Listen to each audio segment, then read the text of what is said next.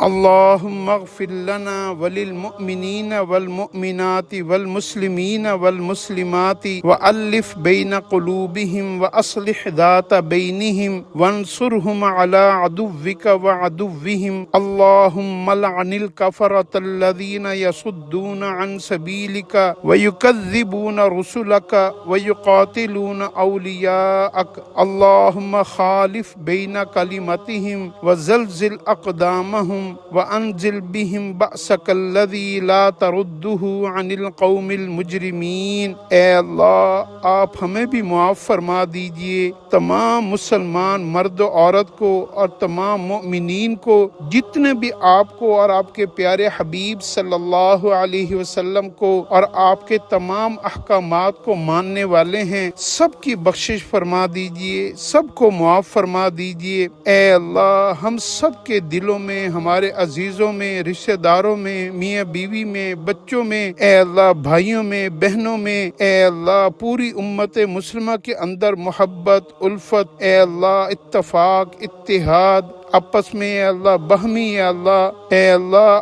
باہمی، اے اللہ تعلقات کو پیدا فرما دیجئے۔ اے اللہ ہم سب کے درمیان میں تمام فرقوں کو، اختلافات کو، رنجشوں کو، نفرتوں کو ختم فرما کر ہمارے درمیان میں اے اللہ محبتیں پیدا فرما دیجئے، ہم سب کی اصلاح فرما دیجئے۔ اے اللہ امت مسلمہ کو اے اللہ اپنے مخالفین، کفار کے اوپر، دشمنوں کے اوپر، مخالفوں کے اوپر غلبہ عطا فرما دیجئے۔ اے اللہ اور جتنے بھی آپ کے اے اللہ انکار کرنے والے کافر ہیں، ان سب پر اپنی لعنت فرما دیجئے۔ اے اللہ اور جو آپ کے راستے سے ہمیں روکتے ہیں، ان پر بھی اپنی لعنت فرمائیے۔ جو آپ کے رسولوں کو اور پیارے حبیب حضرت محمد صلی اللہ علیہ وسلم کو جھٹلاتے ہیں اور آپ کے اولیاء کو قتل کرتے ہیں، اور اے اللہ ہمارے درمیان میں اختلافات کو، نفرتوں کو پیدا فرمانے کے لیے کوششیں کرتے ہیں، آپ ان کے قدموں